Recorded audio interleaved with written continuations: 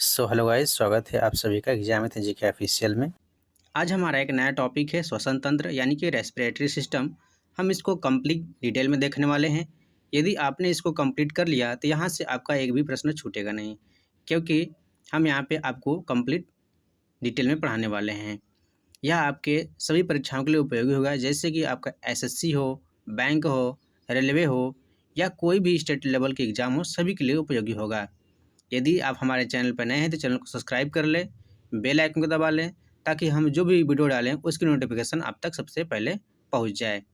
आइए देखते हैं किस प्रकार से हमारा श्वसन तंत्र कार्य करता है। अब हम श्वसन तंत्र को समझते हैं यह किस प्रकार से कार्य करता है। अंगों का वैसा समूह जो श्वसन की क्रिया में सहायक होता है उन्हें सामूहिक रूप से श्वसन तंत्र कहते हैं।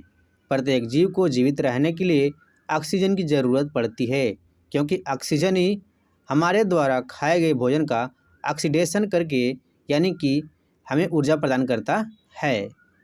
हमने पाचन तंत्र में देखा कि किस प्रकार से कार्बोहाइड्रेट का सरल अणुओं में यानी कि ग्लूकोज में परिवर्तन होता है, जिससे कि हमारी कोशिका को एनर्जी प्राप्त होती है।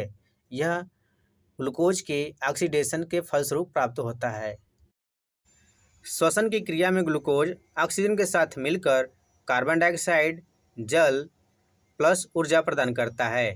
हमने देखा कि पाचन तंत्र में कार्बोहाइड्रेट यानी कि एक कम्प्लेक्स मॉलिक्यूल सिंपल अणु में जैसे ग्लूकोज में परिवर्तित हो जाता है और ग्लूकोज का ऑक्सीजन के साथ दहन होता है, उससे परिणामस्वरूप हमें ऊर्जा मिलती है।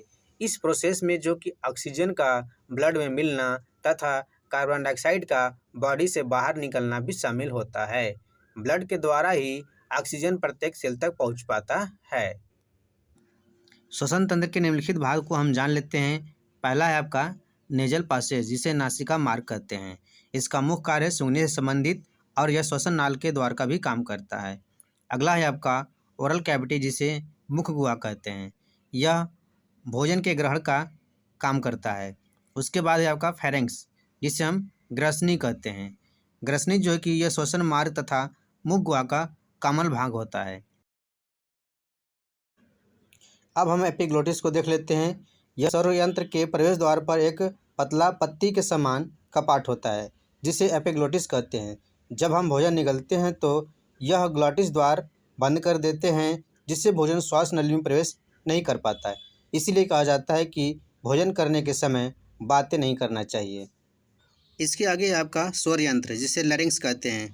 इसका काम है ध्वनि का उत्पादन करना। उसके बाद है आपका अगला भाग ट्रैकिया। यह मुख्य श्वास मार्ग है। ट्रैकिया आगे चल के दो भागों में बढ़ जाती है, जिसे हम ब्रोंकाई कहते हैं, और ये ब्रोंकाई आगे चल के कई शाखाओं में बढ़ जाती है, जिसे हम ब्रोंकियोल कहते हैं। और उन्हीं के साथ वायु की छोटी छोटी कुपिकाएँ जुड़ी होती है, जिसे हम एल्वोली कहते हैं। उसके बाद आपको पता है कि मानव शरीर में दो लंग होते हैं, एक राइट एक लेफ्ट।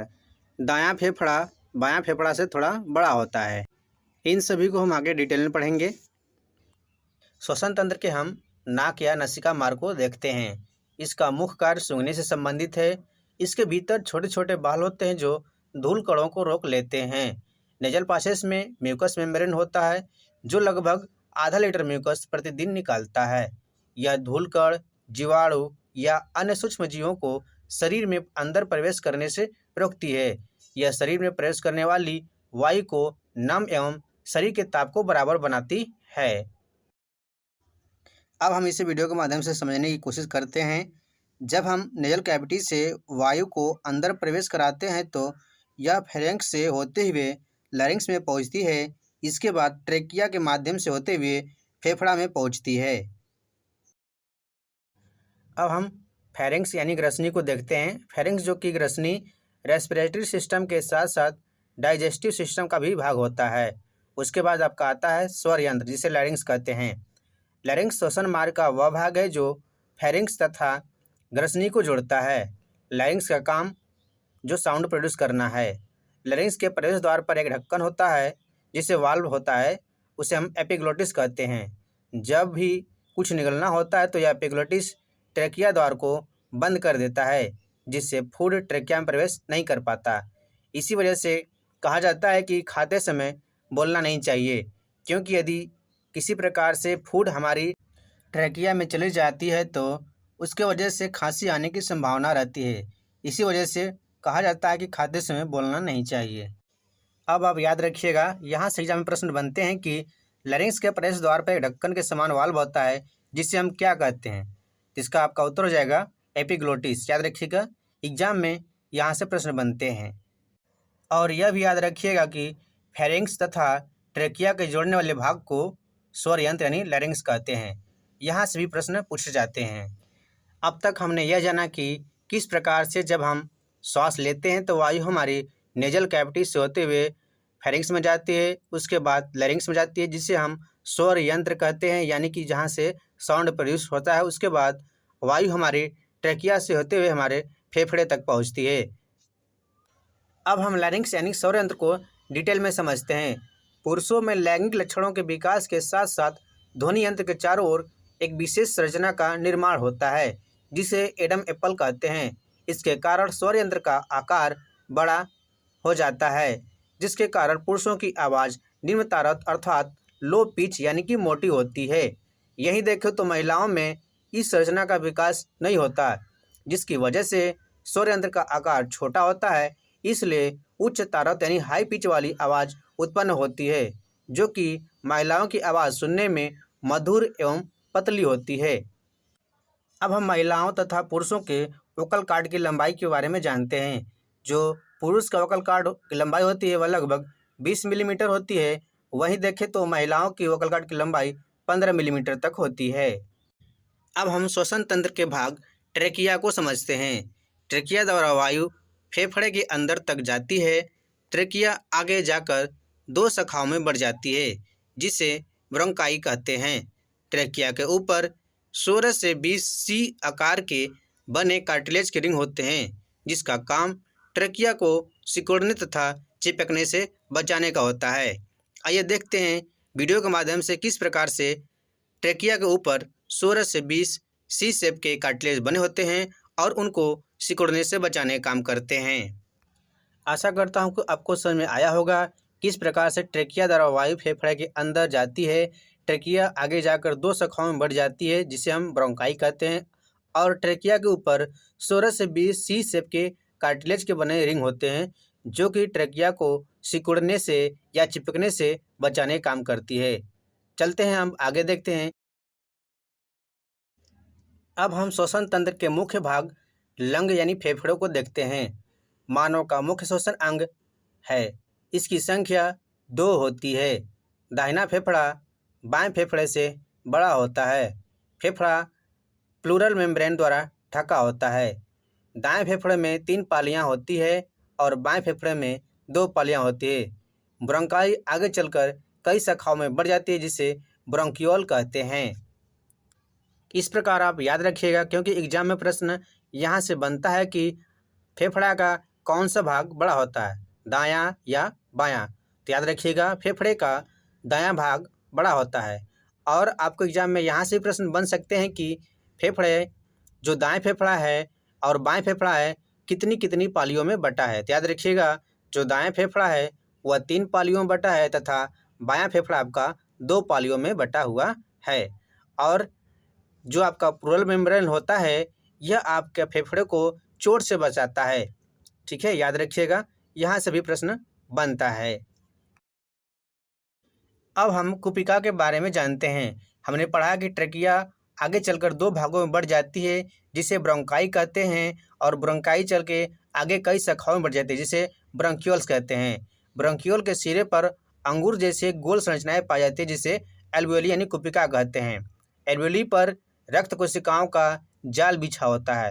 यहाँ से गैसों का आदान प्रदान होता है। यहाँ से ऑक्सीजन रक्त में चली जाती है और कार्बन डाइऑक्साइड बाहर आ जाती है। अब हम समझते हैं कि किस प्रकार से कुपिका के द्वारा गैसों का एक्सचेंज होता है। यहाँ पे जो गैसों का एक्सचेंज होता है वह विसरण माध्यम से होता है। जैसे आपकी कोशिकाओं में जैसे ऑक्सीजन की जब कमी होती है तो कुपिका द्वारा ऑक्सीजन आपके रक्त में चला जाता है तथा वहाँ से कार्बन डाइऑक्साइड आपकी कुपिका के माध्यम से बाहर निकल जाता है। इस प्रकार कुपिकाओं से गैसों का एक्सचेंज होता है। अब श्वसन तंत्र के अन्य भाग डायफ्राम के बारे में जानते हैं। डायफ्राम फेफड़ों को आधार प्रदान करती है। डायफ्राम के ऊपर नीचे होने के कारण ही वायु फेफड़े के अंदर बाहर होती है। यदि डायफ्राम ऊपर जाता है तो वायु फेफड़े के बाहर जाती है और डायफ्राम नीचे की ओर जाता है तो वायु फेफड़े के अंदर आती है।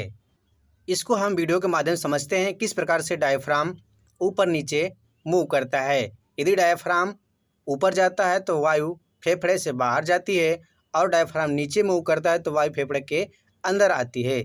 इस प्रकार से हमने इसको समझ लिया। आशा करता हूँ कि आपको डायफ्राम समझ में आ गया होगा। यदि आपको हमारी वीडियो पसंद आ रही है तो वीडियो को ज़्यादा से ज़्यादा अपने दोस्तों तक शेयर करें। अब हम श्वसन तंत्र की प्रक्रिया के बारे में समझते हैं। कितनी प्रक्रिया में श्वसन क्रिया होती है। पहला है बाह्य श्वसन, दूसरा है गैसों का शरीर में परिवहन और तीसरा है आंतरिक श्वसन जिसे कोशिकीय श्वसन कहते हैं। अब चलते हैं आगे समझते हैं किस प्रकार से ये श्वसन होता है। बाह्य श्वसन के बारे में समझते हैं। किसी भी ऑर्गेनिज्म तथा इन्वायरमेंट के बीच जो ऑक्सीजन तथा कार्बन डाइऑक्साइड गैस का आदान प्रदान होता है उसे ही एक्सटर्नल रेस्पिरेशन यानी बाह्य श्वसन कहते हैं। इसमें ब्रीदिंग शामिल है। ब्रीदिंग मतलब कि सांस लेना और ब्रीद आउट मतलब सांस छोड़ना, ये दोनों बाह्य श्वसन के अंतर्गत आते हैं। हम पहले ब्रीदिंग यानी इंस्पायरेशन के बारे में समझते हैं। इस अवस्था में वायु वातावरण से वायु पथ द्वारा फेफड़े में प्रवेश करती है जिससे वक्ष गुहा का आयतन बढ़ जाता है एवं फेफड़े में एक निम्न दाब का निर्माण हो जाता है जिससे वायु वातावरण से फेफड़े में प्रवेश करती है जब तक कि वायु का दाब शरीर के भीतर एवं बाहर बराबर न हो जाए। अब हम ब्रीद आउट के बारे में यानी कि एक्सपायरेशन के बारे में समझते हैं जिसे हम उच्च श्वसन कहते हैं। इसमें श्वसन के पश्चात वायु उसी वायु पथ के द्वारा फेफड़े से बाहर निकलकर वातावरण में पुनः लौट जाती है जिस पथ से वह फेफड़े में प्रवेश करती है। अब हम बाह्य श्वसन को और डिटेल में समझते हैं। आपको पता है कि हमारे वायुमंडल में विभिन्न प्रकार की गैसें उपस्थित होती है जैसे नाइट्रोजन, ऑक्सीजन, कार्बन डाइऑक्साइड। तो जब हम सांस लेते हैं ये सारी गैसें भी हमारे शरीर के अंदर प्रवेश करती है। तो नाइट्रोजन हमारे शरीर में 78.09% तथा ऑक्सीजन 21% और कार्बन डाइऑक्साइड 0.03% शरीर के अंदर प्रवेश करती है। और जब हम सांस बाहर छोड़ते हैं तो उस स्थिति में नाइट्रोजन 78.09%, ऑक्सीजन 17% और कार्बन डाइऑक्साइड 4% बाहर निकलती है। क्योंकि नाइट्रोजन इसलिए क्यों निकलती है क्योंकि नाइट्रोजन का हमारे शरीर में कोई कार्य नहीं है, लेकिन ऑक्सीजन हमारे शरीर में उपस्थित ग्लूकोज के साथ ऑक्सीडेशन करके हमारे शरीर को ऊर्जा प्रदान करती है। और आपको पता है कि सांस द्वारा लगभग प्रतिदिन 400 ml पानी हमारे शरीर से बाहर निकलता है।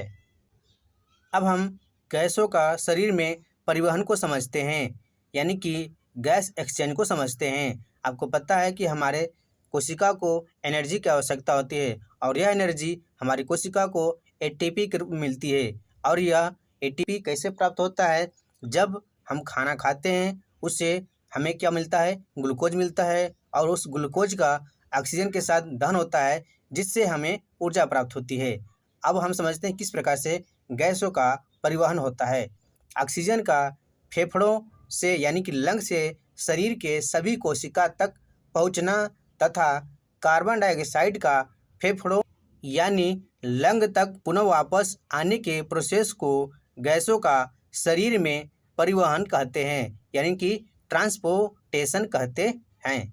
ठीक है, इसमें क्या होता है कि ऑक्सीजन का परिवहन रक्त में उपस्थित हीमोग्लोबिन के द्वारा होता है यानी ऑक्सीजन हीमोग्लोबिन के साथ मिलकर ऑक्सी हीमोग्लोबिन बनाता है। गैसों के एक्सचेंज को यानी कि गैसों का शरीर में परिवहन को आप वीडियो के माध्यम से समझ सकते हैं कि किस प्रकार से गैसों का हमारे शरीर में एक्सचेंज हो रहा है। फेफड़े में ऑक्सीजन तथा कार्बन डाइऑक्साइड गैसों का विनिमय उनके दाबों के अंतर के कारण होता है। इन दोनों गैसों की विसरण की दिशा एक दूसरे के विपरीत होती है। कार्बन डाइऑक्साइड का ट्रांसपोर्टेशन कोशिका से फेफड़ों तक 3 प्रकार से होता है। इसमें हीमोग्लोबिन के द्वारा 10 से 20%, प्लाज्मा के द्वारा 7% और बाइकार्बोनेट ग्रुप में कार्बन डाइऑक्साइड का लगभग 70% भाग परिवहन होता है। वह रुधिर में पोटेशियम एवं सोडियम के साथ मिलकर पोटेशियम बाइकार्बोनेट और सोडियम बाइकार्बोनेट का निर्माण करता है। फेफड़े में होने वाले गैसीय विनिमय यानी कि गैसों के एक्सचेंज को बाह्य श्वसन कहते हैं। इसमें जब रुधिर कोशिकाओं में पहुंचता है तो ऑक्सीजन मुक्त होता है एवं खाद्य पदार्थों का ऑक्सीकरण होता है, जिससे हमारे कोशिका को एनर्जी प्राप्त होती है। अब आप यहाँ से इस पॉइंट को याद रखिएगा कि आप जब श्वास छोड़ते हैं तो उसमें ऑक्सीजन की मात्रा कितनी होती है। यहाँ से प्रश्न आपके एग्जाम में बनते हैं, तो याद रखिएगा जब भी आप श्वास छोड़ते हैं तो ऑक्सीजन की मात्रा 17% होती है, और यदि आपसे पूछे कार्बन डाइऑक्साइड की मात्रा कितनी होती है तो याद रखिएगा 4% होती है। अब हम आंतरिक श्वसन या कोशिकीय श्वसन, जिसे इंटरनल रेस्पिरेशन या सेलुलर रेस्पिरेशन कहते हैं, उसको समझते हैं। भोजन के डाइजेशन के बाद हमें ग्लूकोज मिलता है जो ब्लड के सहायता से कोशिका यानी कि सेल तक पहुंचता है। इस ग्लूकोज का सेल में ऑक्सीजन द्वारा ऑक्सीडेशन किया जाता है, जिसके बाद हमें कार्बन डाइऑक्साइड, जल और ऊर्जा मिलती है। इस प्रोसेस को सेलुलर रेस्पिरेशन यानी कोशिकीय श्वसन कहते हैं। यह 2 प्रकार से होता है। पहला है अनाक्षिक श्वसन, जिसे एनएरोबिक रेस्पिरेशन कहते हैं। दूसरा है अक्षिक श्वसन, जिसे हम एरोबिक रेस्पिरेशन कहते हैं। अनाक्षिक श्वसन में यानी कि इसमें ऑक्सीजन की अनुपस्थिति में श्वसन होता है, और अक्षिक श्वसन में ऑक्सीजन की उपस्थिति में श्वसन होता है। यहाँ से भी एग्जाम में प्रश्न बनते हैं। एग्जाम में आपसे पूछा जाता है कि श्वसन के दौरान कौन सी गैस मुक्त होती है, तो याद रखिएगा कार्बन डाइऑक्साइड मुक्त होती है। अब हम ऑक्सीय श्वसन और अनाक्षिक श्वसन को समझ लेते हैं। ऑक्सीय श्वसन में जो श्वसन ऑक्सीजन की उपस्थिति में होता है उसे ऑक्सीय श्वसन कहते हैं। इसमें ग्लूकोज प्लस ऑक्सीजन के साथ अभिक्रिया करके कार्बन डाइऑक्साइड प्लस जल प्लस ऊर्जा और 36 प्लस 2 ATP प्राप्त होती है। यहाँ पे प्रश्न बनता है कि ऊर्जा की करेंसी किसे कहते हैं, तो ऊर्जा की करेंसी हम ATP कहते हैं। ATP का फुल फॉर्म भी एग्जाम में पूछा जाता है। ATP का मतलब होता है एडिनोसाइन ट्राईफास्फेट। अब हम आगे समझते हैं ऑक्सीय श्वसन कोशिका द्रव यानी कि साइटोप्लाज्म और माइटोकॉन्ड्रिया में पूरी तरह से होता है। जैसे में आपका एनिमल हो गया, ह्यूमन हो गया, बर्ड्स हो गया इत्यादि। अब हम अनाक्षिक श्वसन को समझ लेते हैं। जो श्वसन ऑक्सीजन की अनुपस्थिति में होता है उसे हम अनाक्षिक श्वसन कहते हैं। इस क्रिया में जो आपका ग्लूकोज होता है वह lactic acid plus carbon dioxide plus आपका जल और ऊर्जा के 2 ATP प्राप्त होता है। अनाक्षिक श्वसन में ग्लूकोज बिना ऑक्सीजन के मांसपेशियों में लैक्टिक अम्ल और बैक्टीरिया एवं यीस्ट की कोशिकाओं में एथाइल अल्कोहल में विघटित हो जाता है। इसे शर्करा किण्वन भी कहते हैं। इसके अंतर्गत होने वाले संपूर्ण प्रक्रम को ग्लाइकोलाइसिस कहते हैं। अनाक्षिक श्वसन साइटोप्लाज्म में पूरी होती है। उदाहरण के रूप में यह कीटों में होता है, सूक्ष्म जीवों में होता है, बैक्टीरिया में होता है और किण्वन में भी होता है। अनाक्षिक श्वसन को और अच्छे से समझते हैं। जो श्वसन ऑक्सीजन की अनुपस्थिति में होता है उसे अनाक्षिक श्वसन कहते हैं। अनाक्षिक श्वसन कोशिका द्रव यानी कि साइटोप्लाज्म में पूरी होती है। यह ग्लूकोज पार्विक एसिड प्लस 2 ATP बनाता है। इस प्रक्रिया को ग्लाइकोलाइसिस कहते हैं। इसमें ग्लूकोज बिना ऑक्सीजन के मसल में लैक्टिक एसिड बनाता है, जिससे हमारे शरीर में थकावट महसूस होती है। यहाँ से आपके एग्जाम में प्रश्न बनता है कि अनाक्षिक श्वसन के उदाहरण बताइए। तो याद रखिएगा बैक्टीरिया हो गया, सूक्ष्मजीव हो गया, कीट हो गया, किण्वन हो गया और आपका मसल्स में अनाक्षिक श्वसन होता है। आपसे एग्जाम में प्रश्न पूछता है कि अंगूर से जो शराब बनता है वह किसका उदाहरण है, ऑक्सीय श्वसन का या अनाक्षिक श्वसन का। तो याद रखिएगा अनाक्षिक श्वसन यानी कि ऑक्सीजन की अनुपस्थिति में अंगूर से शराब बनाया जाता है, और इस विधि को हम किण्वन कहते हैं। ऑक्सीय श्वसन ऑक्सीजन की प्रेजेंस में होता है। इस प्रक्रिया में ग्लूकोज ऑक्सीजन के साथ मिलकर आपका कार्बन डाइऑक्साइड, जल प्लस ऊर्जा प्राप्त होता है, जिसमें कि आपका 36 प्लस 2 ATP प्राप्त होता है। इस प्रोसेस को 2 साइकिल के द्वारा कंप्लीट किया जाता है। पहला है ग्लाइकोलिसिस, दूसरा है क्रेब चक्र। पहला है ग्लाइकोलिसिस। इसमें ग्लूकोज पार्विक एसिड के 2 अणु प्लस 2 ATP प्राप्त करता है। ग्लाइकोलिसिस साइकिल सेल के साइटोप्लाज्म में कंप्लीट होता है और क्रेब साइकिल सेल के माइटोकॉन्ड्रिया में कंप्लीट होता है। अब हम क्रेब साइकिल को समझते हैं। यह सेल के माइटोकॉन्ड्रिया में होती है। ग्लाइकोलिसिस के द्वारा बने पदार्थ पार्विक अम्ल पूरी तरीके से ऑक्सीडाइज होकर कार्बन डाइऑक्साइड और जल में बदल जाता है। इसमें पार्विक एसिड कार्बन डाइऑक्साइड प्लस जल प्लस एनर्जी प्रदान करता है। एक पार्विक एसिड 18 ATP एनर्जी प्रदान करता है, यानी कि ग्लूकोज आपका 2 पार्विक एसिड प्लस 2 ATP प्रदान करता है। इस आधार पे 2 × 18 ATP प्लस 2 ATP आपका हो गया 36 ATP plus 2 ATP, total 38 ATP energy प्राप्त होती है। अब कुछ हम इम्पोर्टेंट पॉइंट जान लेते हैं जहाँ से एग्जाम में प्रश्न बनते हैं। जैसे कि आपका है विभिन्न प्रकार के जीवों में श्वसन। आपका अमीबा, पैरामीशियम जो कि शरीर की समान सतह से श्वसन करते हैं।